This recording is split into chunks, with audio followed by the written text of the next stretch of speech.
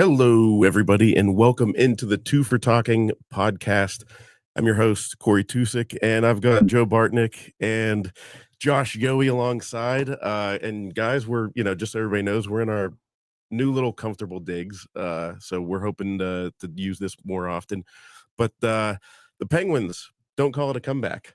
They have all of a sudden got behind the hot goaltending of Tristan Jarry, of course. They sure have, Corey. And I was sitting in my perch in the press box on Saturday afternoon when the Penguins were polishing off the Devils, Joe. And I just, as I do, I looked at the standings because I kind of have stopped looking at them lately.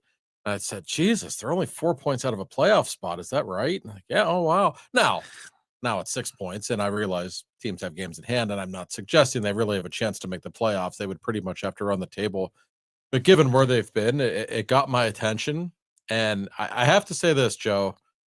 Not only is this team really playing hard, but like the teams they just beat, those are like 3 playoff teams and a team in St. Louis that is very much in playoff contention. Those weren't bad teams they just handled. It is kind of impressive and surprising what they've done. It's been very impressive and very surprising. We're actually back into computer graphics now on the NHL Network and ABC. Yeah, you hate to be so low that you don't even bother to type your name in. So right. That was great. I mean, just tap to the stick to Tristan Jarry. Yeah. Anyone who doubted, and I'm one of them, his inner fortitude or his, will to play hard. No, it's there. And one thing you've never heard happened this week, 2 things. One, Tristan became a battler. He was battling for saves, battling to stop pucks. The other thing that happened was Mike Sullivan had nice things to say about him 4 days in a row. Well, he did. I've heard a lot of people on social media, wherever, have said, yeah, when the games don't matter, that's when Tristan plays well. And I understand what people are saying. I get it. And there might be something to that. But I will say this, Joe. These games matter to Tristan Jarry. Like, his career's on the line here. There's actually an enormous amount of pressure on him. And there has been ever since he came back a couple of weeks ago and played the first game against Flower in Minnesota. Because if Jarry showed up for a 3rd stint this season and shit the bed again, okay? Like, when's he going to be in the NHL again? That's a very valid question. And so to me, that's a special kind of pressure. That's not just trying to get my team into playoff position. That's like trying to justify my spot in the National Hockey League and trying to stay here. That's real pressure. And I give him a lot of credit. Not only are the numbers great, but he's passing the eye test, Joe. He just looks at ease. He looks relaxed. He's not playing the puck too much. He's not, he's on his angles. Just everything's working for him. I give him total credit. The eye test is key, Josh. You know what he is doing now? He's looking large in net. He's standing up top in the blue paint, which you can tell instantly and he's stopping the first shot. Well, that goes a long way. Let's not ignore how important that is. It's hard to start the game 1-0 down every single, first 3 minutes of the game. We did the opposite, actually. But it's, he's just looking big in net. He's looking, and that's how you can tell, like, within the first minute, if he's back in the crease, it's like a sign of lack of confidence. It's like he's already worried. When he's he's up top, standing tall, he's just everyone's a better goaltender because it's just by whatever the physics or whatever geometry is, Corey. Yeah. There's less to hit if you're in, whatever that is mathematically. I failed all those classes, but I mean, there's somewhere around there. Yeah. So did I. But no, it's a good point, Joe. I even in the Minnesota game, I'm there in the press box in Minnesota and I'm watching him and I'm thinking to myself, like, he's making this look easy. Puck's just banging off of his shoulder. Well, there's a reason for that. That goalies are supposed to make it when they're locked in and playing well. They don't make many highlight reel saves because they're challenging shooters. They're on their angles and pucks are supposed to just bounce off of you essentially. I don't know why all of a sudden he's making it look so easy, because even in his most recent stint in the American Hockey League, he wasn't good. He gave up 13 goals in his last 3 games in Wilkes-Barre. So I don't know if this is just a mirage and he's going to get shelled by the Islanders tomorrow night. Anything's possible. But it looks like he figured something out, at least for the time being. That's a great point right there, though. He has made so many shoulder saves. Mm-hmm. That means he's in the right position and he's square to the shooter, and they're hitting his shoulder. Yeah. And by the way, DeSmith and or Ned can't make a shoulder save because it's in the net because they're 5'11". Right. I mean, if anyone wants to just say, "Oh, size does matter in net." Yeah. Oh, I yeah. don't care how athletic you are. No, of course it does. No, and Jarry is a big guy, and I always say this. I've said this a million times on this show. I am not an expert at analyzing goaltender technique. I'm not. I just it's one of the hardest parts of my job. I wasn't a goalie. I don't know. Is Andy Kyoto a good goalie coach? I don't know. I don't know from the technical standpoint. It's hard to say. But I do know that when Tristan gives up a lot of goals, his ass is pretty much in the net. Like he is always so deep in his crease when he struggles, and we're not seeing that right now. And oftentimes, it's not so much. It's not like the Penguins aren't telling him to be aggressive. It's just a confidence thing. When you don't have your confidence, it's just it's like in real life. You become defensive. You back up a little bit. You back away from whatever it is that is a problem. And it's like that for goaltenders. He's not doing it right now. The other thing is our defense has gotten better. It's playing better. There's still their 2-on-1s. There's still, the penalty kill has not looked like the 1977 Canadians either. No. He's made some good saves. He's made some big time saves that he was not making, that Ned sure shit wasn't making, and the other kid wasn't making. Joel was not making. Yeah. He's making some big time NHL saves, which is what this franchise has needed since October. He is. And this stretch right now, I know it's only been 4 games, so I don't want to make too much out of it. But it is so reminiscent of last season when they went on that run, because Ned wasn't really playing great in those games, but he made big saves when he needed them. That was one of the keys, and they were just scoring a ton of goals. Yeah. So here we got 7 goals the other night against the Devils. They had 5 goals against the Blues, and only the first 3 were you got Ryan Graves scoring goals, for God's sake, and the bottom 6 scoring goals, and multiple defensemen scoring goals. So all of a sudden they're getting the rusty nail with 2. Of course, I mean there's coming up with offense from everyone, and they look like a hockey team, like a functional team. It's just like last season. It's the same thing. I'd probably bet on them to win tomorrow. They're feeling good about themselves.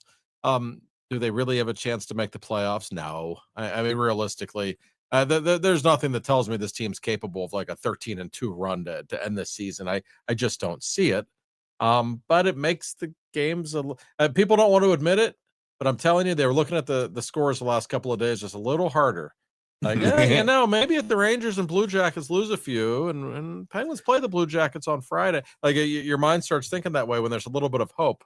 And they've looked like a functional hockey team. They're healthy. They're doing some good things right now. You can always look back and just how many 2-goal leads we blew in October and November. That's what makes me sick. If we're going to end up 3 points out, which we probably will end up being 3 points out as always. I think, Joe, didn't you say something? I mean, you said you can lose the Stanley Cup in October, you can't win it, but I think this year you were talking about that, and you said, I think we can lose the playoffs in October.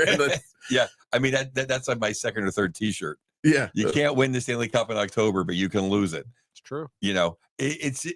The bottom line is they're fun to watch right now. Mm-hmm. It's just good hockey. If you're a hockey fan, I'm going Tuesday, which will probably end the winning streak. I hope Jarry's in that too. Oh, I'm sure he will be. Yeah, good. It should be fun. I just love what the new guys have added. I was a big Dewars guy. I didn't know why Dewars wasn't playing that much in Toronto, whatever. And then Timmins, definitely a top 6 guy on our team. Mm-hmm. And, what is Treliving doing? They needed those 2 guys more than they needed Lawton. I mean, if you ask me, I'd rather have Dewars on the 4th line and Timmins, is a 5th or 6th or 7th defenseman than having Lawton skating around. No, Dewars has really added something. And, he wasn't doing a lot this season in Toronto. He was pretty good in Minnesota the year before. Absolutely. I think he had 9 goals in 50-some games. I mean, he plays a tough game. Oh, yeah. He understands his role. He knows he's a bottom 6 guy. He knows what he's supposed to bring to the table. Small sample size, yes, but it's hard not to be impressed with what he's done. And Timmins is a guy I've always liked. I think he's a legitimately good 3rd pairing defenseman. He handles the puck fine. He's a big guy. He's not overly physical, but he doesn't shy away from it either. I've always liked him. I thought it was a really shrewd pickup to get both of those guys. Yeah, the Penguins have a lot of other holes, but those might be guys who, for the foreseeable future have legitimate roles on this team and those depth roles, and that's fine. You don't want to just throw up anybody from Wilkes-Barre in those roles. If you can have somebody reliable, that's a great thing. So, and you're right, Joe, the Penguins are fun to watch right now. They're playing hard. Like, there was a sequence in that game against the Devils, like Rusty was literally throwing himself at pucks on the penalty kill. I'm like, I gotta say, this guy's won his cups. He's got his money. He's playing on Sid's line. He's playing the best hockey of his life, and he's still like, just throwing his body in harm's way constantly. You got to respect that. And I want to say one other thing too. You'll see it tomorrow night, Joe. Most of these games aren't sellouts right now because, listen, the Penguins are not in a good place in the standings. The tickets are expensive, whatever. But what I have learned in the last month, the crowds have been great. You know why? Because tickets are being sold for cheap. You're getting the blue collar fans who don't always have the money to go to games, quite honestly.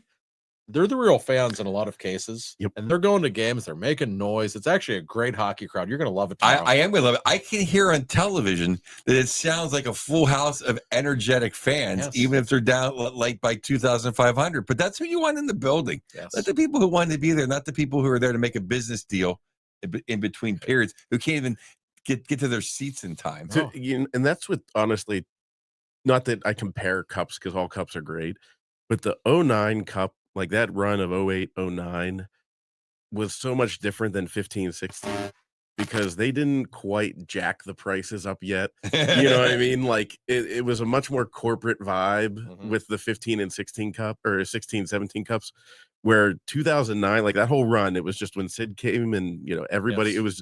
it was the student rush program was still real.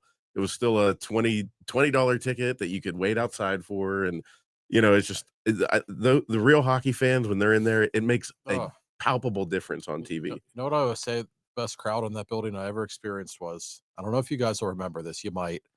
Right after the lockout in 2013, but before the season started in January, the Penguins played a scrimmage. It was just so everyone from training camp was still there. So 20 Penguins against 20 Penguins, and they did it at PPG. I think it was Consol Energy Center then. And they let everyone in for free just because they felt bad about, the lockout, whatever. And they let about 2,000 more people into the building than the fire department would have preferred. But they didn't want to turn people down or kick them out, right? Like, geez, we've been locked out for months. The fans are upset. So there were like, I'm estimating maybe 21,000 people in the building that night. Wow. It was the greatest crowd. You felt like you were at a Stanley Cup final game because people just were, so in love with that team. They were so good then. And they missed hockey for all those months, and they just wanted to be there. So when people are in the building who aren't all from Fox Chapel or Peters Township or Sewickley or whatever, it makes a difference. It really does. And nothing against those people. Their money is important to the franchise's survival. I understand that, but there's been a little more of a blue collar feel in the building. That's a good thing. Well, what I've seen, and it doesn't make for the loudest crowd in a game 5. But I love it on a Tuesday night. I see tons of kids at the game, and that's just fun to see. Yeah. I love seeing kids. Like I think it was Potash, maybe it was the young lady, whoever they were interviewing after the game the other night. And there was a little black girl with, her $75 stuffed animal. Yeah. So it had the price tag on, it's like, hey, don't lose that. Yeah. Don't drop that. Shaking it, having fun and dancing behind the interview, like after the Penguins. It was just so great. Like that girl's going to be a Penguin fan forever. Well, the Penguins, it's just the best. The Penguins have always been ahead of the curve on having kids at games. And a lot of that started with the student rush program in the late 90s, really. The Penguins were so smart then. It's like, you know what? We're going to let all the college kids in for $20 because in 10 or 15 years, most of those college kids are going to be successful business people, whatever. They're going to have their own money to spend. And guess what? They're going to love the Penguins because we're going to let them in for $20 to playoff games or whatever. And then I don't know if they were the first team to run a program like that. I know that they may have been. They were certainly one of the first. And it was just so smart. And they've always, I think, it's always been a youthful crowd there compared to Pirates or Steelers games, I find. But yeah, you're right. Well, crowd means it's not a Pirate game. Well, that is good point. I was waiting for that. You're right. But even Steelers games are kind of an older crowd. It's a weird crowd at Steelers games. It's definitely an an older element to the crowd there. But Penguins have always had the market cornered on younger people in Western Pennsylvania, at least in the Crosby era for sure. But yeah, I'm telling you, the crowds lately, phenomenal. I mean, the energy it's weird. You look at where they're in the standings, you think, gee, the season's pretty much over. Why are these people so fired up? It's because they don't always get to go to games, and it's cool to see. Well, exactly. And that's why there's the ludicrous notion out there, like, oh, if we win, well, then we're losing a place in the draft. It's like, yeah, you want to win, especially at home. Yeah. And you think like you're gonna go tell Sid and Gino, hey, don't play so hard. Yeah. You think Russ isn't gonna play hard? Yeah. I mean, maybe Carlson might. Oh, good. You want to lose this one? Okay, good. Yeah. I could give up a couple breakaways if you want. I actually just wrote a column at The Athletic. Was posted a couple of hours about this. Like, everybody's freaking out. Oh, Jarry's screwing the season again, or oh, don't they know they're supposed to be tanking? Well, you go tell them they're supposed to tank. Then what do you go tell Mike Sullivan? You should be coaching this team to lose. Like, it's not that big of a deal. Now they might have the 7th pick instead of the 5th pick. I mean. Really? Now they have a 6% chance for the top pick instead of a 9% chance. Like, but okay, I think it's more important to continue having something of a winning culture or expectations. And I know people in the organization feel that way too. You can tank if you want. How's tanking going in Chicago right now? I mean, yeah, I understand tanking has its benefits. I always say the Penguins didn't tank in '84 as much as you think. They were really just that bad. Like, yeah, they tanked too. But you got to be careful. There's no Mario Lemieux in this draft. There's no Connor McDavid in this draft. You want these young guys when they are drafted to come to Pittsburgh and to still have certain expectations and to be around people like Sidney Crosby and Brian Rust and Evgeny Malkin who really care about winning and really put the work in to win. So maybe that'll cost you a couple of spots in the draft. That's okay. Yeah. And besides telling Sid and Gino and Rusty not to play hard, I've been telling like Danton Heinen, who if he doesn't look good, he's gonna be riding a bus next year. Yeah, right. Yeah. It's like those are the guys that are really gonna play hard. The guys that know their career's on the line. You think Jarry's gonna be? Hey, you know what? I don't want to. I want to lay down because I don't want to be here next year. Right. I'm hoping we get the first overall pick for somebody else that's going to goaltend for them. And that might happen anyway. Yeah. I mean, you don't try. Like I would say, you can have the worst record in the league. You still have a 25.5% chance to get in the top pick. Chances are you're not getting it anyway. Yeah. There's a 75% chance you're not getting it anyway. Tanking. And I also looked this up from my article, Joe. In the last 16 years, only 2 players who were taken first overall have won the Stanley Cup with the team that drafted them. Aaron Ekblad, Nate McKinnon.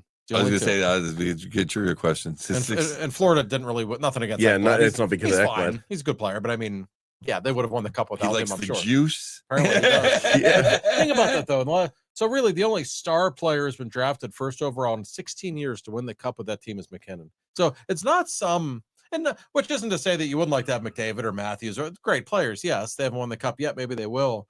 It's not some automatic, all right, you're going to win the cup in the next 6 or 7 years. It's not. It's not that simple. I assure you, developing players and making good personnel decisions is a hell of a lot more important than winning the draft lotto. Yeah, that's great. But that's not the only way to win a championship or to build, a great era of hockey for a franchise. Well, let's face it. If you have the number 1 pick, you're usually not a very good franchise. So you either have to be monumentally that good, like Sid or McKinnon, right? And look how long it took Ovi. You have to be that level, or you have to be surrounded by such incredible talent, which these other teams have not put it together. Right. I would like to talk about something that is happening on the ice. I don't know if you guys have seen it creep in. I think it's because he cares. He cares. Gino back to taking the 2-3 just bad offensive zone penalties a game. It's like vintage Gino, but I can see in the box playing good. But that's vintage Gino though. I mean, that really is vintage Gino. Yeah. I was thinking to myself on Saturday, like, Gino wants that top draft pick. Jesus, he's like trying to sabotage this game. You know what it is with Or Gino? he has Wi-Fi in the box. Is he wanting to see Burr's special? I bet he would like Burr, as a matter of fact. Oh, I'm sure he would. Come to think of it. No, Gino, you know what it is with Gino? Like, since the 4 Nations, he's really had his legs. When he has his legs, he starts doing stuff like I think he reverts almost because I can be Gino again. Yeah. And unfortunately, that's part of the Gino package. You do have the 6 penalty minutes as we saw the other day. He's actually been really good, but yes, we are getting because he hasn't been doing as much of that this season. No, I watch everything with a microscope. I think he only took 2 really bad penalties until about a month ago. I believe that. And now he's taken probably 8. Yes. 3 on Saturday. Well, no, it was a double minor. So, Yeah. it was unfortunate. But you know what? And I think I've said this last week, or at least recently somewhere. For a superstar, for a drop-dead Hall of Famer who's been all these national games we've had lately, he's really getting slurped up by everybody, which of course I love seeing. I think everybody does. He gets no help from the referees as far as you're going to really call that little hacky tap on the forearm. I mean, really, it's true. We've seen that. I'm not saying it wasn't a penalty, but the guy made the pass. It didn't turn into a Penguin scoring chance immediately. No, that's fair. And another thing for Gino, with all due respect to Phil Tomasino or Danton Heinen or Cody Glass before them, whoever, Sid's the one who gets to play with Raquel and Rust every game. Right. Gino's not hitting the line mate lottery this season. And I will say this for Gino. I'm around him a lot. I mean, on the record, off the record, he has never once complained about who his line mates are. Not one time. He will just go out with whoever a lot of future Hall of Famers aren't like that. Like Sid doesn't complain about his line mates at all. But I know Sid has like very strong opinions about it. And he and Sully they've argued over the year. I know for a fact Sid didn't really like playing with Hornquist that much. Sully loved him with Hornquist. So they would sit in Sully's office and they would argue about it for a long, long time. Gino's not really like that. Not that Gino won't complain about certain things, but he doesn't mind. He'll play with Phil Tomasino. He'll play with Danton Heinen, whatever. Isn't it a great thing, though? Don't you think it's like just Gino's ego that he can just make everybody better anyway? Maybe that's part of it. Hey, like, hey, I'll just go one-on-one. I don't need you. And you know what? I think in a way, Gino is easier to play with than Sid. Like a lot of guys can't play with Sid. Right. You either get it or you don't. And that Rusty's always understood how to play with him. Raquel too.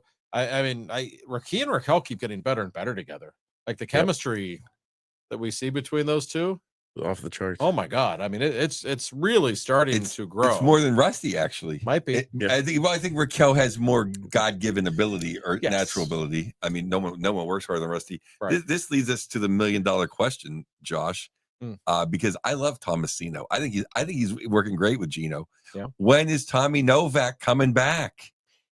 Gonna be a little while longer. I wanted to see Gino centering Novak and Tomasino. With Novak skating at all. And then Gino was when he was a winger, but Novak center. I mean, if that's next year, that's gonna be awesome. Could be interesting. I know I came here straight from Cranberry, and I can tell you Novak did not skate today. No, so it certainly doesn't sound like he will be available for a block shot. But as Artie says, didn't even look out of the way. Bad. Yeah, that's right.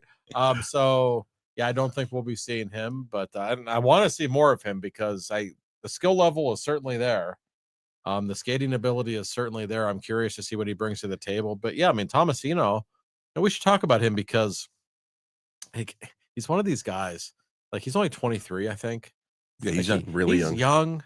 Yeah, like the skill level is there. You can absolutely see it. I don't really understand why Nashville gave up on him as abruptly as they did. He seems like he's got a good attitude. He works hard, and he scores a lot of goal scorers goals. Like when he scores, like whoa, you can see the hands in play. I'm very curious to see how he develops. The only thing with him, he's one of those guys like he's a top 6 style player.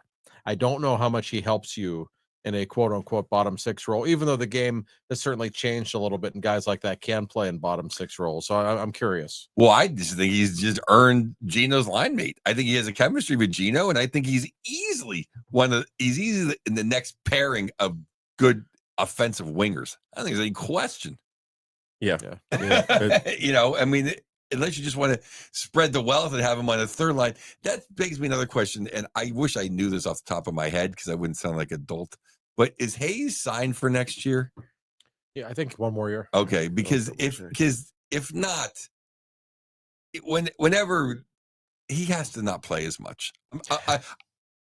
I like Hayes. I don't know him personally. I like him. He's been playing hard. He kills penalties. But it's time to move on.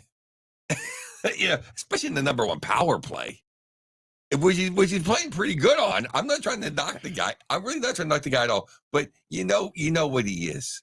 if we are going to not we're not going to make the playoffs, and we do want to see younger people. He's the first guy that should maybe not sit on the bench, but doesn't have to be number one power play, and maybe be the fourth line center. Right? Yeah, he's just so slow. I mean, that's the issue with him. He does everything else fine. He is around for one more season. But that's one of the fun things. Even if we ignore the standings and consider the fact that they have almost no chance to make the playoffs, it's fun this time of year to isolate on certain players and just kind of watch them every game. And that's what the coaches are doing right now too, and getting a feel for next season and beyond. Because there are some interesting players in this lineup, whether it be the new guys that were just acquired. Obviously, those three guys we're all interested in, guys like Tomasino. Yeah. We can certainly learn some things just by watching them every game. You almost don't want the season to end, and there's only 13 games left because there's still something worth watching. Oh, I never want it to end. You never did. I'll watch them. I love when they play in June. What's funny, and I'll bring up your, I don't know what would be, not competitor, your buddy, but Matt Venzel. Oh, he's all right. I like that. Yeah, no, because I had to find like the 8th page of the Post Gazette. No wonder why no wonder why no one ever buys one. The front 10 pages were the Pittsburgh freaking Pirates. The Penguins were in a corner so small, like if your wife ripped off like a little piece to like write a note down, it was gone. You missed the and they won 7-3. What are the Pirates doing in spring training? They hope it rains. That's how bad they are. And they did have something about the Steelers, which I understand. But anyway, on like page 8. He had a thing. He is one of his things. He did have like 2 pages of stuff. He's great stuff, but he was saying how much, and it hit me in the soul, how much he doesn't know. Boko Imama is a NHL player, but boy, is it fun when he's out there and he always does something, and that's what I love about the man. And what are they 4-0 since he's been inserted back in the lineup? I think those guys too can be, kind of refined into NHL players that are effective on championship teams in a fourth line role. Like something like that, like down the road. You're not saying it's going to be him, but you're looking at those guys and like, all right, let's sift through who. But like somebody like that brings energy. I've seen that's winning hockey. I've seen no one take a run at 87 since he's been in the lineup. Sure, I mean, yeah, that's a real thing. No. 1,000. Here's the thing. Even if, you're playing San Jose, you're playing the Kings, he enjoys the beach, he eats the popcorn. When you're back in the old Lester Patrick division, you have him on the ice. Yeah. That's the bottom line. But no, I agree. He brings some energy. That they've had far too many bottom 6 guys that do nothing, who do not bring energy, who do, there's too many. Danton Heinen's been okay. So he scores just enough where you can live with him sometimes. But guys like that are just you don't even notice him. And Dan Heinen is a poor man's top 6. Yes. Yeah. He's a top 6. He's a top 6 guy on a bad team. He's the Aldi's version. Yeah. He is. He's okay. He's Gino's line mate this year is what he is. There are certainly worse NHL players than him, but you're not winning a Stanley Cup with Danton Heinen in your top 6. Or in your top 12, to be honest with you. Correct. Yeah. So what I know it's a crazy thought, but 89 points is probably what gets the Penguins into the playoffs. And I saw somebody, everybody was like, whenever you tweeted out, don't call me crazy, but or you said something like, don't look now, and I'm not saying anything, but the Penguins are 4 points out of a playoff spot. And then I read through the comments to see, like, I wonder what people are saying. And there were some good, somebody said, well, they'd have to get to probably 89 points. They'd have to go to like 11-0-1 over their final 12. I don't think it's insane. And maybe they end up 3 points short, but like, what if they win 4 more? You know what I mean?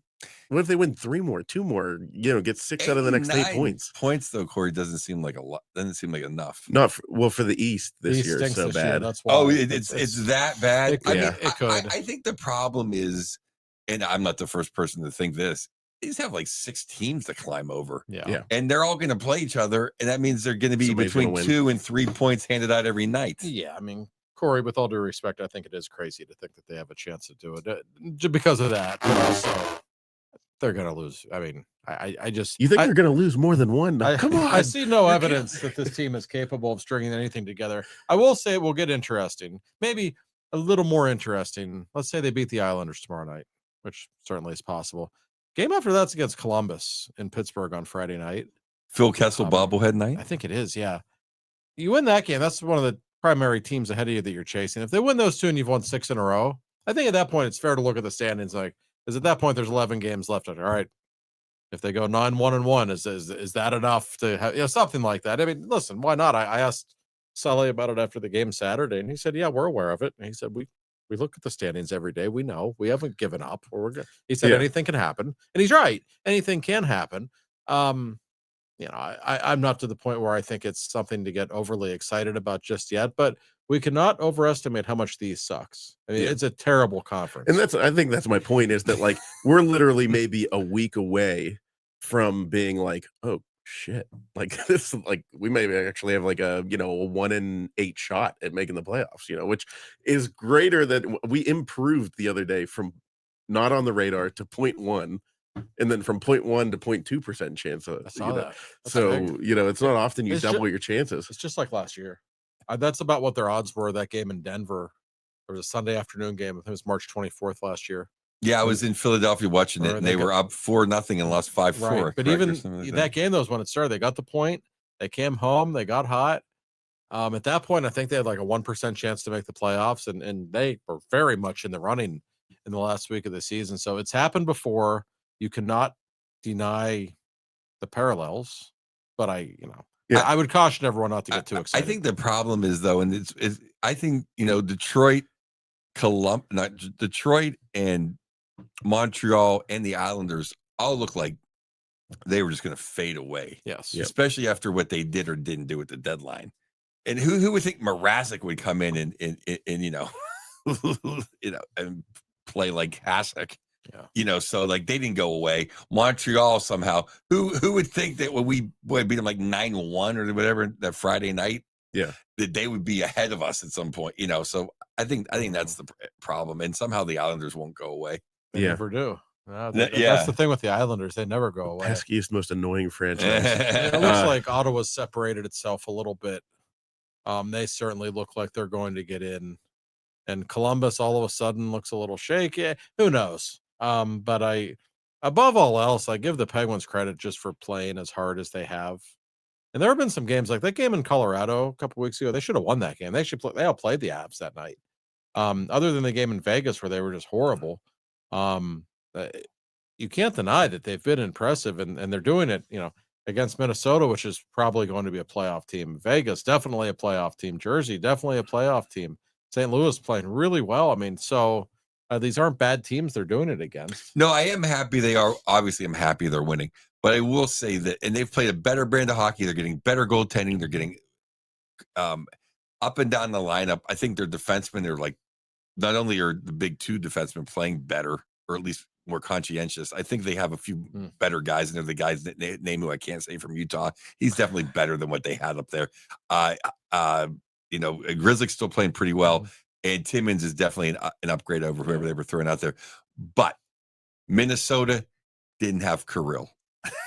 I think we're even with the Bluesers, and who else did we shellac? We got a backup goalie against Vegas. Vegas backup goalie. But who did we just beat? Jack Hughes. Jack Hughes was not playing, and neither was Dougie Hamilton. So. Very true. Oh no, no doubt. I'm not trying to. No, I mean, Jack Hughes is one of the 5 or 6 most exciting best centers. They've caught some breaks, no doubt. Although my biggest takeaway from what I've seen the last few games, like even though the Penguins have their defensive deficiencies, we all know that when they get good goaltending, they're okay. Like that's what I mean. The goaltending. I know they were facing 2-on-1s and the defense was terrible for much of the season. I'm not denying that. I know, but the goaltending just destroyed them in the first half of the season. You just don't come back from that when it's that bad. 3/4, whatever. Yes. No, I'm not trying to be nitpicky. I'm just saying it just turned around like a week and a half ago. Right. Yeah. I mean, when you're getting 890 save percentage, you're not going to be in the playoffs. That's just the way it is. I mean, there was a good stretch there for about 2 months where every time a shot went off, you thought it was going in. Oh, yeah. Because it was. Yeah. Yeah. And literally just mediocre. What happened? Remember when the year the Devils didn't make the playoffs like 2 years ago when they were a really good team? But everyone's like, if they just had goaltending, look where they would have been, because their goaltending was awful. And I was kidding. I was saying, they wish they had Casey DeSmith. And that's the truth. Yeah. Like, and then literally, like, I remember like 2 weeks ago, I go, we're so bad. I want Jarry to come back. and it worked out. Lo and behold, Yeah, wish come true. Yeah. That speaking of Jarry, like I wanted to get your guys' opinions real quick. You know, again, people were like, "Don't he's ruining the tank." I'm like, somebody might take him off the books this summer. I don't care if we get anything back for him, but do you think he's played himself to a position where, as long as he's okay from here on out, there's going to be a GM that says, like, you know what? Yeah, we'll take at least 70% of that contract. I do, because I think if you look at the whole body of work, okay, he had a rough year this year. If he comes back and say he wins, he plays 10 more or plays 10 more and wins like 7 of them or 6 of them. Hey, he took his medicine like a man, came back playing good hockey. He corrected everything wrong with him, or most of it was wrong with him. He's been to 2 All-Star games. So they just gave Aiden Hill. I know Aiden Hill has a cup, but Aiden Hill just made the $6 million range. Mhm. Aiden Hill is in Patrick Waugh. Right. So the cap's going up. I can see Dubas, if he sweetens the deal a little bit, being able to move him. I really do. It only takes one. Yes. It only takes one general manager. That's the single most important facet of what we're seeing from Jarry right now. And you're right. He makes a little over $5 million. That's not that much. I mean, it's a significant amount, sure. But goalies are making a ton. The cap goes way up starting July 1st. We cannot ignore that. He's got only 3 years left on his deal now after this one, so a lot better than 5. I'm trying to do a sell job for the Penguins here. It's possible. And if he plays like this the rest of the year, he can get his save percentage back to 900 for the season or in that range. Stranger things have happened. Hey, Mrazek is back playing in Detroit.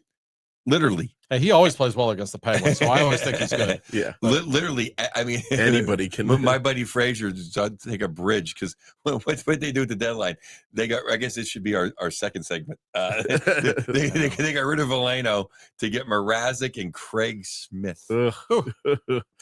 Brutal. You know, just to do a little more Penguins real quick. Yeah. I think the bigger problem is probably going to be, what the hell are they going to do with Nedeljkovic? He might not be tradable right now, though. I don't think he's tradable at all. I don't know if he's playable either. That actually kind of brings me to the next point, because I have a comment here from somebody, and then I'll answer the question real quick. Hello, gentlemen. Is Miroshov going to come up if he gets to 10 wins? He's not coming up yet, but No. But Jason, I appreciate the comment. He's not coming up yet, but I wanted to bring that up because Ned, like, he's kind of gumming up the works here. Jarry's gumming up the works. I don't know. Well, if you're the Penguins and you're talking about the future of goaltending, like, I'm telling you, Miroshov's the guy.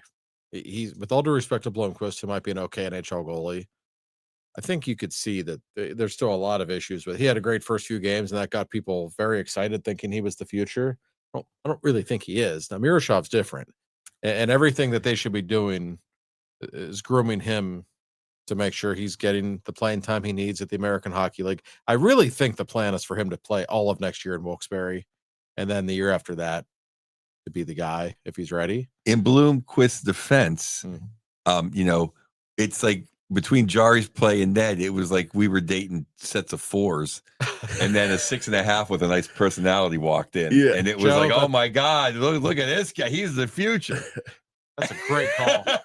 Never started fights or anything. Yeah. Agreeable, just like a decent cook. Yeah, made a nice meal. Yeah. That's a really good point. No, you're right. I think that's exactly what happened from the fan base's standpoint. But Miroshov, I think he's won 9 in a row now in Wilkes-Barre. He's 9-0. He's never lost in Wilkes-Barre. His numbers at every level of hockey are staggering.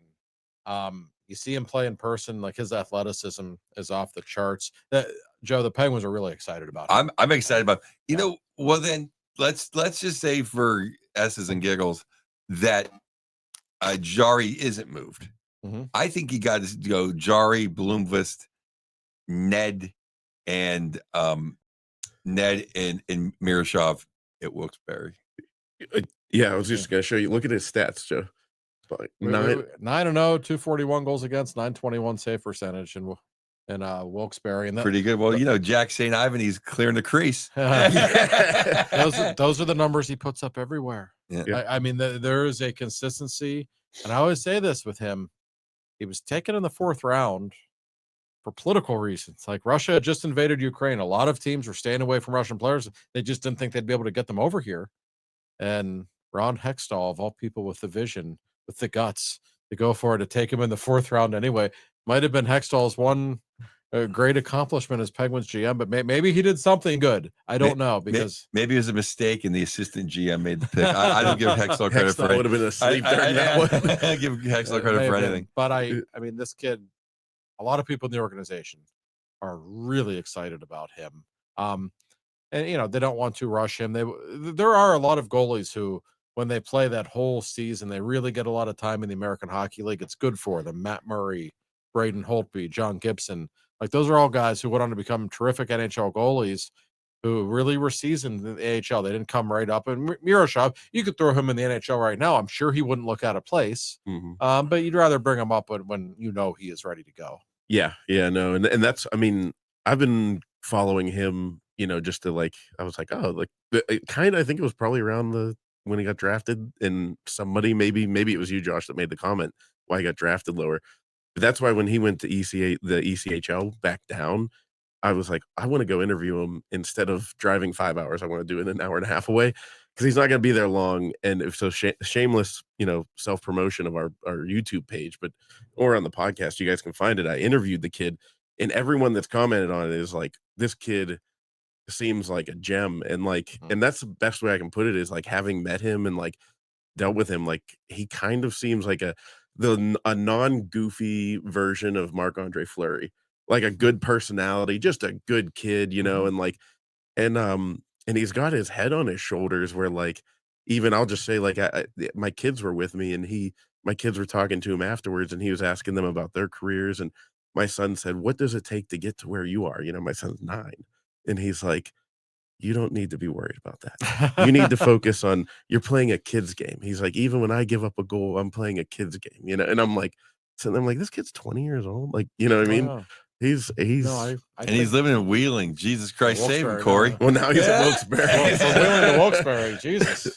Well, He's not going to know what to do with himself when he comes to Pittsburgh. No, don't let them see the lights of Paris. But no, I cannot emphasize enough that the Penguins really think they have one in him. So I'm curious to see just how the rest of the season unfolds. But the numbers are what they are. The eye test is what it is. And it's not like anybody's blocking his path. Like, with all due respect to Blomqvist or Jarry or whoever's still here, when he's ready, he's ready. I have one more point, not about goaltending though. I'm more impressed with, you know, Vlad, you know, Crawley, whatever his name is, every day. He looks right at home. You know, he's made a few errors, but who on the Penguins blue line hasn't made glaring errors? Right. I think he's a top 6. He can skate. He doesn't shy away from physicality either. No, he's got the wheels. I like him. The blue line in general, like, I think Letang's been pretty good lately, but much better. He still does the occasional. He dipped. Now he's back to being pretty good again. Yeah, I mean, he's not what he was, but the last couple of weeks, I think he's been much better. Yes. Carlson still does the occasional Carlson thing, but as long as he's going to score goals and produce points every night, you kind of live with some of the. Like with him, it's when he's not producing offensively. That's when he really drives you nuts. Yeah, when he overpasses. Oh, yeah. It's like, that's why you're making the $11 million, dude. Shoot like the puck. The goal he scored against Jersey. Like, not many people can execute a shot like that. That was phenomenal. Like, do that. Why wouldn't you do that all the time? That slow motion shot from behind, where you're beautiful. just like, I mean, somebody said, it could have been one of you in this room. Somebody on Twitter, I never remember who says what, but somebody said, like, send this straight to some GM over the summer, and they'll make the mistake. That's right. It seems like sometimes I've said this as a joke, but I mean it. It seems like sometimes he plays defense like I do when I don't have health insurance. Yeah. Like it seems like he gets out of the way of people. Yeah. Like, just stand in their way, dude. Yeah. I'm not saying you have to run him over like Scott Stevens, but you can make them go around you. Yeah. Yes. Yeah. There's been quite a bit of that, in fact. Yeah. But we got to talk about Mr. Bill Neofis of the Neofis Insurance Group. And I'm sure Bill has been enjoying Tristan Jarry back.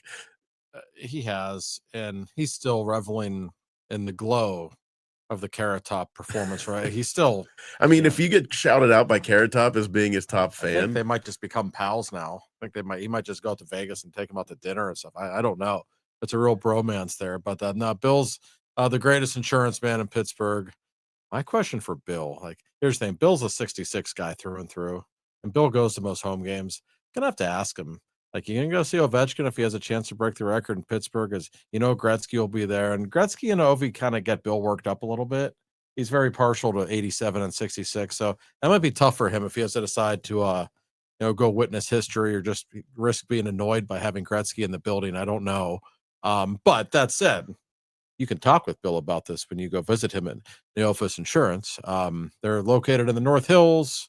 Very easy location to get to, by the way. Whatever your insurance needs are, Bill and his people will take care of you. They'll do it with a smile on their face, and they'll have time to chat about the hockey team for a few minutes too, because they're Pittsburghers. They love the Penguins. So Neofis Insurance, the number is 412-364-3388. And trust me, it is worth the phone call. They make life so easy for your insurance needs. I am firsthand evidence of that. Since we are going national right now in scope, I don't know if just like we're unearthing old like Rolling Stones tapes, but it does seem like on the internet there's more and more of Gretzky opining just glorious things about Lemieux. Oh, yeah. I mean, it doesn't seem like there's more and more coming out of him just really saying how great Mario was. And if Mario played without injury or cancer, he would have broke all my. It seems like one comes up every day on my feed from a different source when I don't remember seeing any of this the last 35 years. I know. I've been waiting. I've been waiting that my whole life. But It's true. Yeah, there hasn't been a lot of that over the years. Well, maybe he's trying to get in the good graces of like Canadians again. Everyone's mad at Gretzky and can't. Maybe he's trying to start with the French, get the French on his side. Yeah. So I don't think they've ever liked it. They've always been Mario people.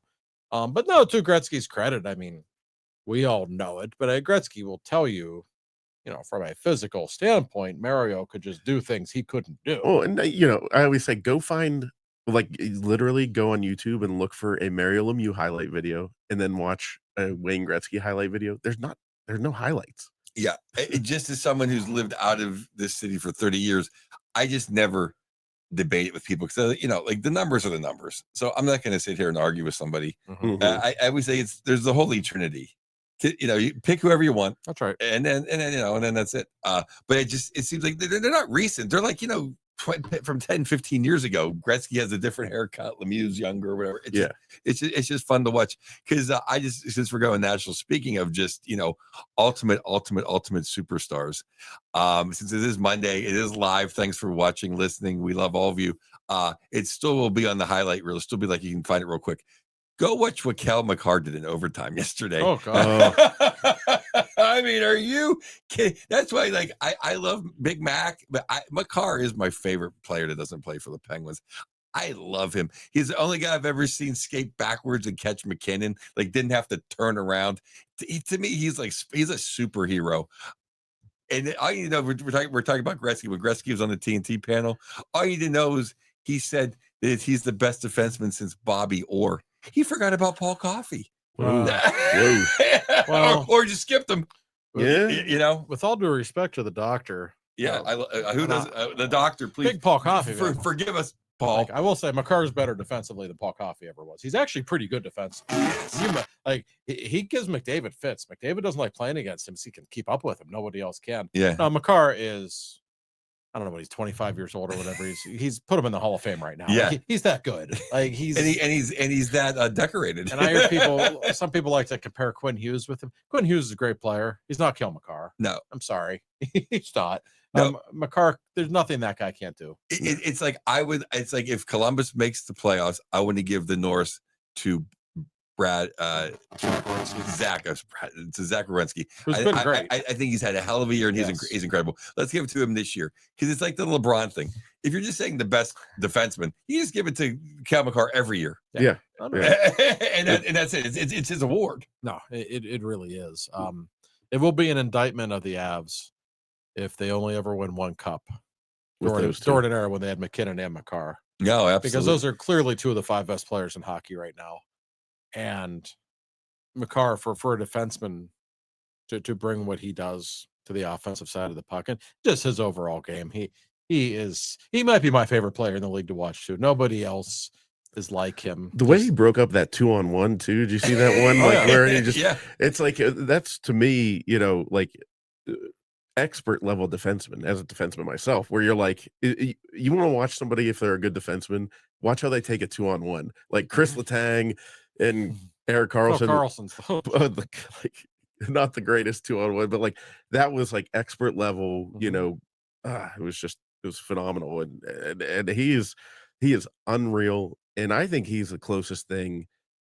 I know McDavid is like the star, but I think just knowing with young kids, like nephews and stuff like that, like to talk about hockey, they all talk about Cale Makar. Like he is like the star in the league, in my opinion. It would be fun if they get another one. It would just be great for McKinnon. It'd be great for. And how about my boy yesterday, Val Nikushkin? Oh, what a player, huh? He's just thank God Dallas did let him go, or else they wouldn't even have to have the playoffs this year. They just had to hand the cup to Dallas. I watched that game, and it wasn't as close. I mean, Colorado was the better team yesterday. Right. Dallas had a little 30-second spurt where they scored twice, and it ended up going to overtime. But I have concluded, and I already thought this, but I really want to see those teams play, even if it's the first round, whatever. That would be a sensational series. I hope the NHL is smart enough to have all of those games like in the Saturday night primetime window or whatever. America needs to see that series. You will develop some new hockey fans, I promise you. Just the offensive talent on both of those teams, the speed at which that game is played between those two teams. Man, in Colorado especially, those additions that Nelson and Coyle. Oh yes, they're a different team now. Oh yeah, they're strong down the middle, which is what they needed to be. Yes, and I like them getting Lindgren too. I mean, I think he's a service. I think Fox is so overrated in New York, and I think Lindgren just wore out trying to back him up the whole time. But the other thing too is they should be going for that because ESPN, because that's Denver and Dallas are two huge hockey markets. Mm-hmm. And not huge television markets, right. And they're not coached by Lou Lamoriello. Like there will be offense. It's going to be back and forth. I hope Heiskanen is healthy by then, though. I hope he's healthy for round one because I want everybody at their peak. Yeah, no, yeah.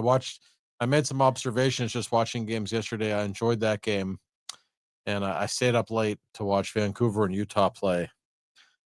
And I got to say, I'm very concerned for our friend Rick. That Vancouver team, they can't score. They cannot score. I'm concerned for the 4-1-2 and the 7-2-4. I think he's coming east. So I hope Torts is stubborn. Yeah, don't fire Torts this year, Philly. And he goes to New York. Yeah, they're done. I'll tell you, how about Logan Cooley looked great in that game? Speaking of the 4-1-2. He scored the game winner. Man, is he good. He was flying around, man. And I was in Utah a couple of months ago just talking with people in the Utah Hockey Club organization. They are in love with him. Like they know they've really got a future star. He should have been the top player in the draft 2 years ago. He's clearly the best player in that draft, in my opinion. He is really on the verge, and for those who don't know, he's from West Mifflin of all places. He's on the verge of becoming a legitimate number one center in the NHL. He's only like 20 years old, 20 or 21. He's eating his Wheaties too out there. He's looking a little bigger. He can just fly. Yeah, and I mean, you both picked Dallas to win the West, which makes us look smart. I picked the Rangers to win the East. So I don't know about that. My pick there.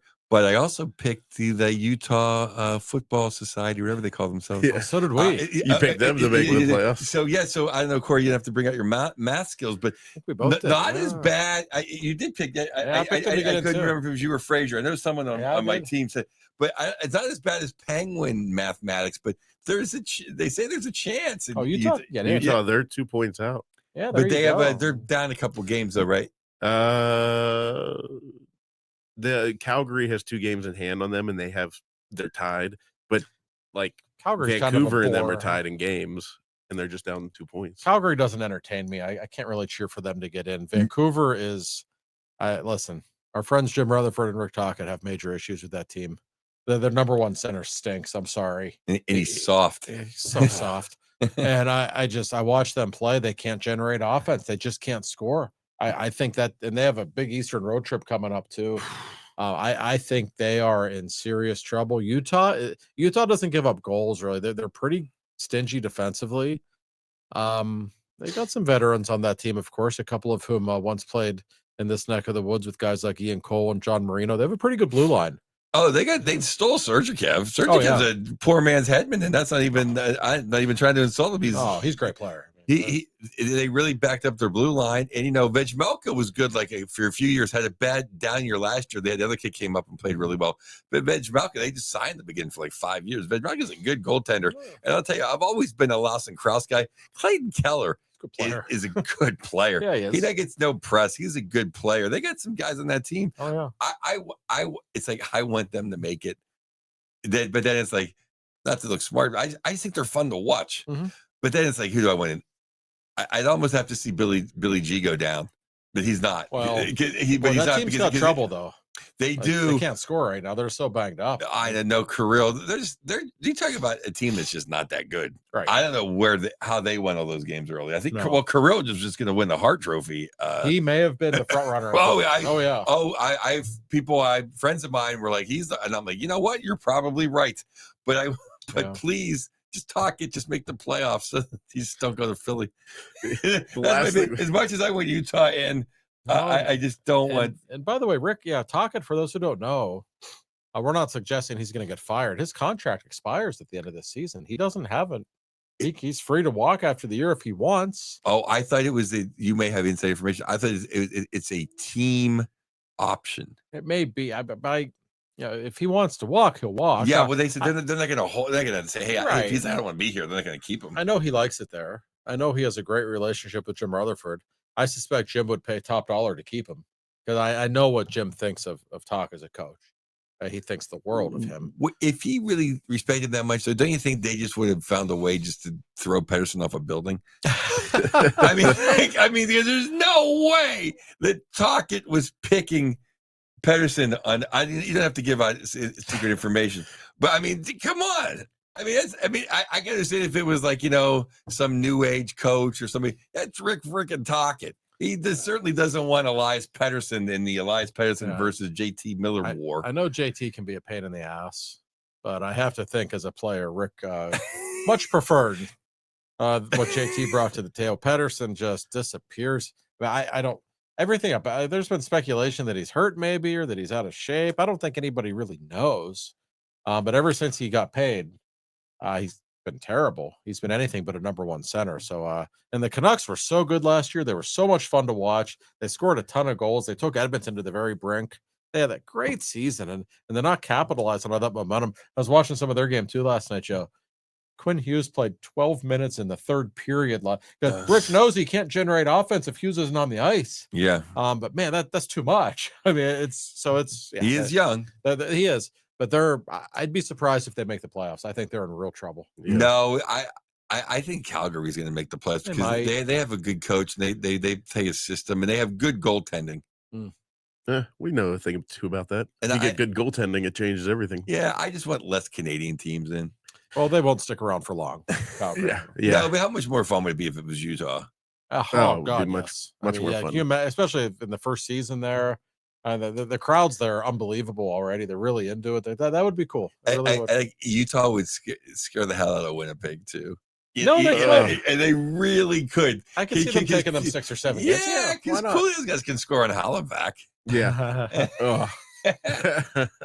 And we talked a little bit about it, but Ovi, he's 8 goals away, and it's just not a matter of if, but when. I looked real quick because I checked the other day. So the tickets for the Pens versus Caps is like triple the price of any other Penguin ticket right now. Wonder why on the resale value. So That will drop very quickly if Ovi breaks the record a week before. Exactly. Yeah. So I guarantee you there's a lot of DC fans that are buying tickets up right now. As they should. And you know, I'll be honest, I never thought I'd see this happen. And there's a couple weird angles to this. So how weird is it that he's going to break the goal record, but also he has no shot of passing Sid in points?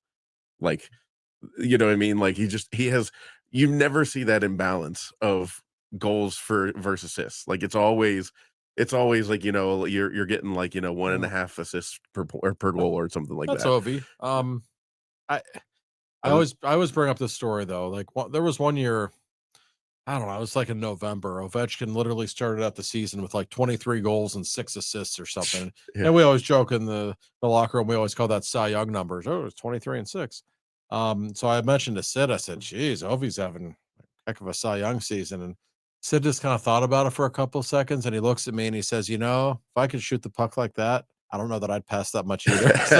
So I mean, yeah, I mean, that's what he's paid to do. Now, I will say when people say he's hands down the greatest goal scorer ever, like, no, he's not. And he's the most durable goal scorer ever.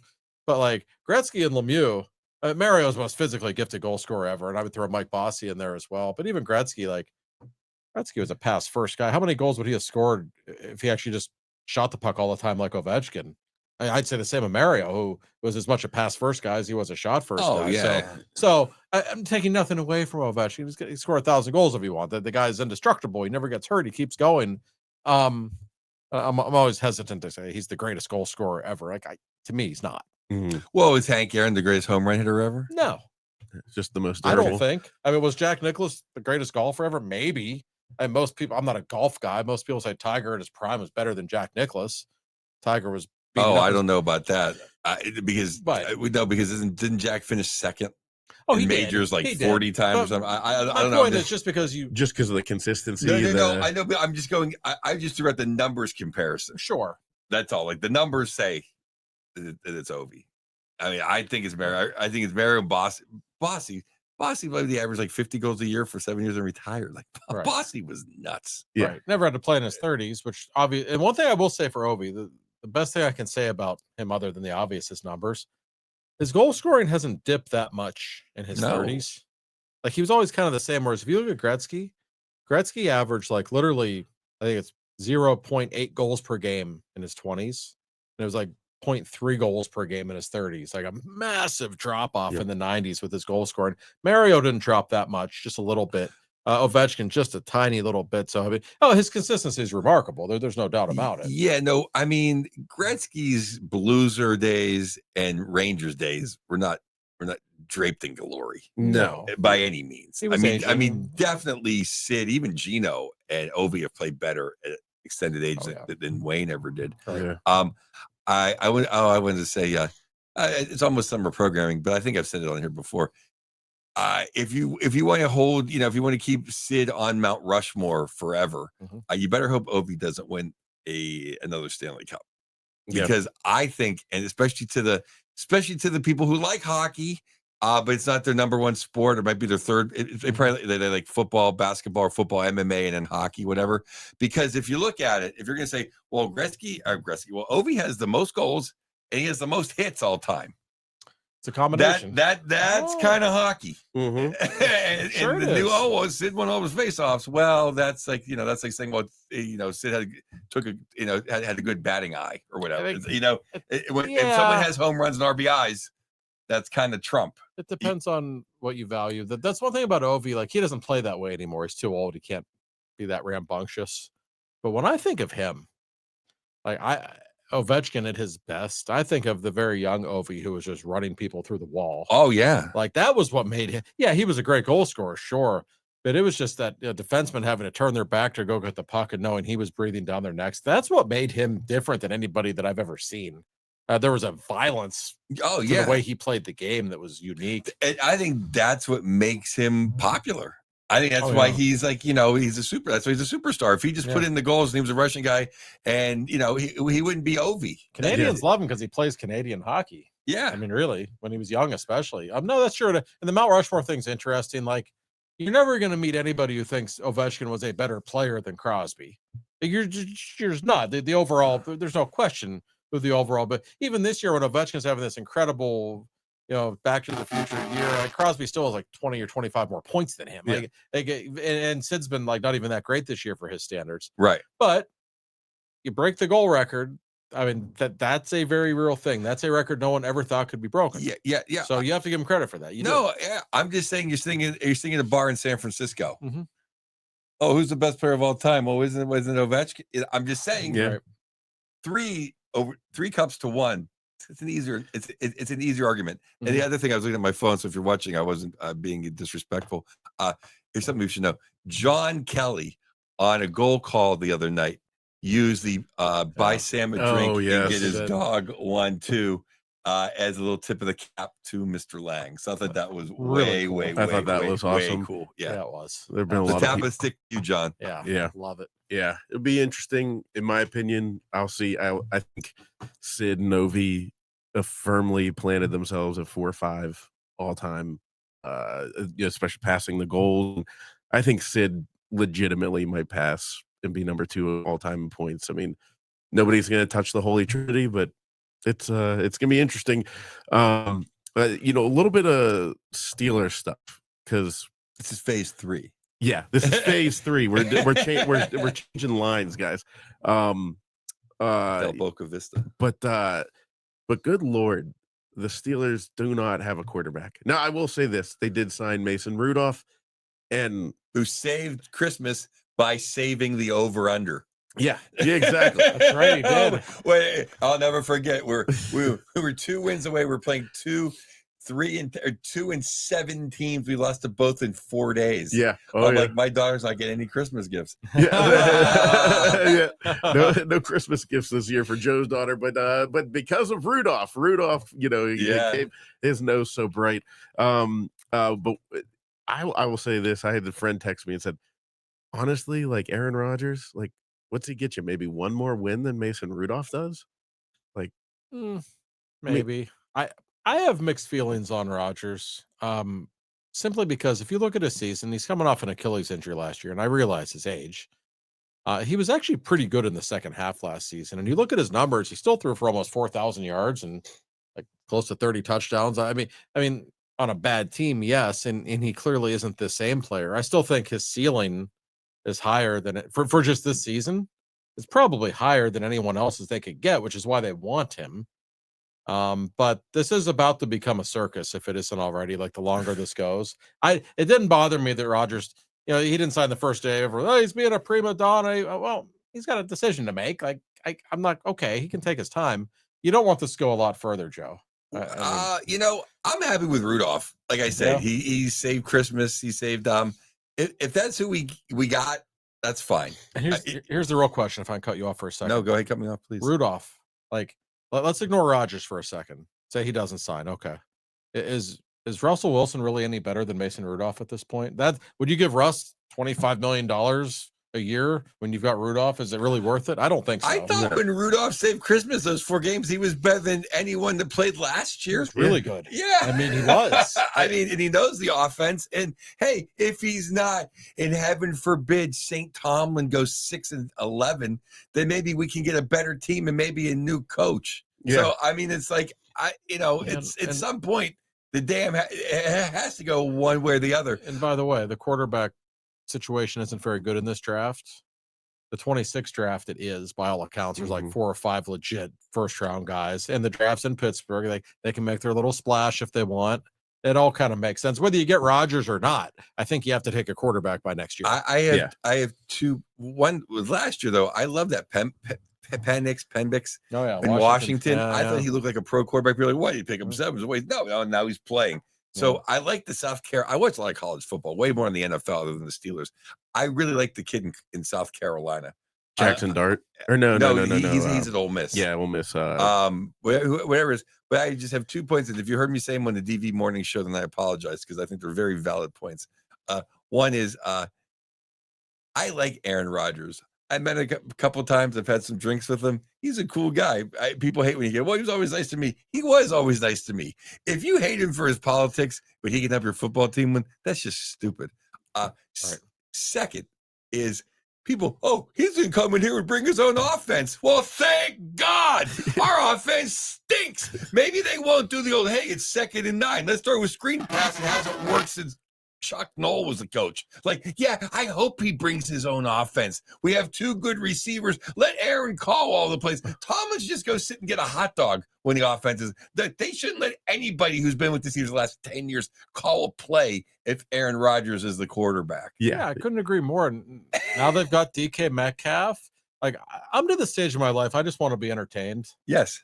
I want to see Aaron Rodgers in Pittsburgh. I think it'd be fascinating. Like, George Pickens is nuts. Fine. Leave them together for a year because he's also really talented. Let's just see what happens. Like, don't you want it? This is sports, okay? Yeah. You want the Steelers to win. I get it. But they're not really winning without him anyway. All these people like, screw Rodgers. Just we'll go with Mason. Okay. Like, I must be missing something. I'm not so offended by Rodgers. Like, yes, he's a different kind of bird. I mean, he is.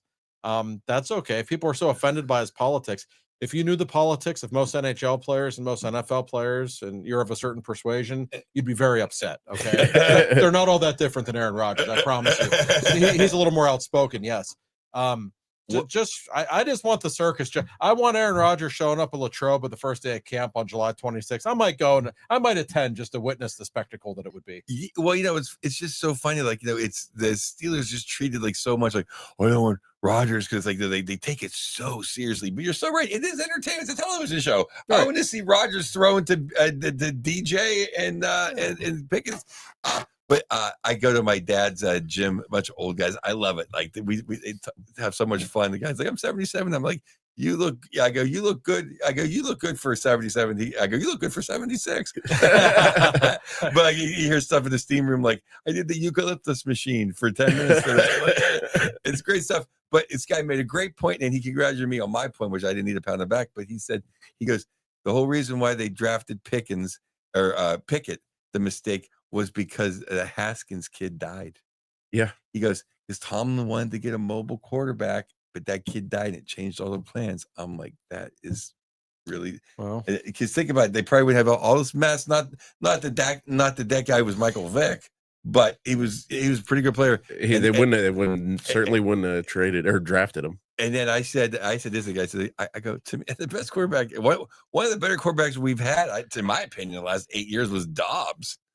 Oh, when we let Dobbs go in, he goes, "You're a smart young man." That's how old he was. Yeah, but it's like, what's wrong with Dobbs? Just signed another contract somewhere. Like, if we had Dobbs this whole time and he actually played, we probably would have been better off than all this crap. Well, the Kenny Pickett draft pick certainly set them back. I mean, there's no question about that. Playing him set them back. And a lot of people will say, well, the Steelers don't know how to develop young quarterbacks. Maybe that's true. All the more reason to bring in Aaron Rodgers. Nobody's going to tell him what to do. Okay, he's one of the greatest quarterbacks of all time. There's DK Metcalf. There's George Pickens. Have at it. You got Roman Wilson. Maybe he'll be the guy in the slot this year, after he didn't do anything his rookie year. I don't know. I know nobody's really going to coach Aaron Rodgers because he doesn't need it. And maybe you don't want Arthur Smith, having too much power, right? I'm okay with Aaron just calling audibles all day long. I think that'd be fun. Yeah, I mean, because the offense was almost as bad as the guy who was chanted Canada. Canada. Yeah. It was only marginally better. Yeah. To my eye, which I'm not looking at the all 33s or whatever that tape is. They make it like it's like, like the dead. Oh God. They make it like the Dead Sea Scrolls. Well, I can't make an opinion because I haven't seen the all 33. That's the most annoying thing. Yeah. It's like, but to my opinion, it looked the same to me. Yeah. Right. The same stupid play calls. Yeah. It pretty much was. And the all 22 cam, it kills me. All you had to do is buy an NFL Plus subscription for $70. And now everybody's like, oh, they screen an expert now. They're like, look at those watching the all 22. Watching it's like tape. Yeah, I was breaking down film. I'm like, dude, there's a reason that you're on YouTube with like 10 subscribers and not in an NFL room. I think, DK Metcalf, we're undervaluing. I think people out here don't know how good he is, and he's only 27. Yeah, I didn't realize he was still that young. He's only 27. He's really good. He's a really good player. He seems like he wants to be here. There's 150 really good million guy reasons. by all accounts too. Yeah, I am. If we don't get Aaron Rodgers, though, I am totally say we should trade Pickens because Rodgers is going to know how to throw the ball to he's going to throw the ball to everybody. Yeah. Even if they say we're running on second down, he's the audible. He's going to throw the ball. So everyone will get their balls. If not, if it's Rudolph and the chains are on and it's Tomlin BS, Pickens is going to lose his mind. Yeah. And I don't want to listen to this from Halloween on. So just trade him now. And get it over with. Maybe you get that second round pick back that you traded Metcalf for. Or a guy that'll just catch the ball and shut up or whatever the case may be. Yeah. That might be for the best, but yeah, it all depends on the quarterback situation. But if you have Rodgers, I want him all, just for a year, just go for it and just have fun. Yeah. Exactly. Sellers is that quarterback down in South Carolina. Okay. Thank you. And next year's draft, they got to take one in Pittsburgh. That'll be great. And I don't think he'll come out that year, but Arch Manning. Ever since I watched that kid's high school tape, I'm like, you don't think he'll come out next year? A lot of people do. I think it's 50-50. Depends on how good of a year he has. Exactly. Probably, right? If he lights it up and he's like in the Heisman finalist, then I think he comes out. But last name doesn't hurt his value, of course. No, by all accounts, he's really good though. Well, he's an athlete too. And we can say whatever, even if that white kid comes in who played like a snap last year, th're not going to be like 2-14. They're not going to. Archie will get the number one pick though. Yeah. Right. Yeah. Who knows? So they're going to have a bunch of comp picks next year because they lost so many free agents. So they're going to have like 3 third-round picks next year. They'll have enough to make a package and trade up if they have to. The draft's like, isn't it a Point State Park? The draft, which is just funny to me. It's going to be a Yinzer fest. I mean, that's where they're going to get their quarterback of the future. I have very little doubt. We'll have to do 2 for Talking live from down here and Might as well. get it in the background because that could be interesting. But it's a bit, I don't know. I mean, it's just so far it's not so good for the Steelers. It's like you showed up to the dance without a date. And that's because you were like, you know what? I'm not going to say yes to this girl because I'm hoping this one asks me. And when she doesn't, then you go back and, never mind. She's not available. And now you're just showing Steelers are showing up at the wedding. They're sitting at the couple's table. Yeah. They are. It's everyone's. I love what the Bengals did. They signed those 2 wide receivers. How about that? And they got Joe Burrow. Like they're just never going to stop anybody on defense, but whatever. Every game's going to be 41-38. They're going to be fun to watch. I love watching those games, and I think he's the best quarterback in football. He's great. I mean, the Kansas City kid can win. He's a winner, and I like the Philadelphia guy. As a human being, he's a great dude. But you got into my head to win one game with. Everyone's the same. Joe Burrow is a winner with a cannon. Yeah, he's just a natural. Yeah, he just is. No, he's great. They're good for them. They don't like to spend money, and they did. They just signed on. Chase and Higgins and Burrow making between the 3 of them, they're making like 120 million or something. Hey, for 3 superstars, why not? And they're gonna find a way to screw it up though. It's the Bengals. They'll bungle it up. I mean, their defense is horrible, but no, you're supposed to keep your best players. Good for them. Yeah. So good on them. And we'll see what happens with the Steelers, but we'll see what happens with the Penguins. Who knows? Go undefeated between now and next week. A week from now, you called it. Yeah, we'll be talking. A week from now, we could be sitting here. I could be wide-eyed, big smile, going, "I knew it! I knew it!" I'll be coming to you from Tampa, like they're 2 points out of a playoff spot. Showdown against the Lightning tomorrow night. Yeah. So who knows? Jake the Snake's old team. Yep. Tampa's. That's gonna be a tough one. Yeah. That might be where it comes to an end. You say we have to go 10-1. Yes. That Florida Tampa trip might be it. Yeah, that might be the one. Yeah, Tampa looked bad yesterday. They did, but they're. Oh yeah, they're But that could be the end of it. But that'll be the end of this show, ladies and gentlemen. Thanks for watching. Nice segue. We appreciate all of you as always, and we will talk to you next week.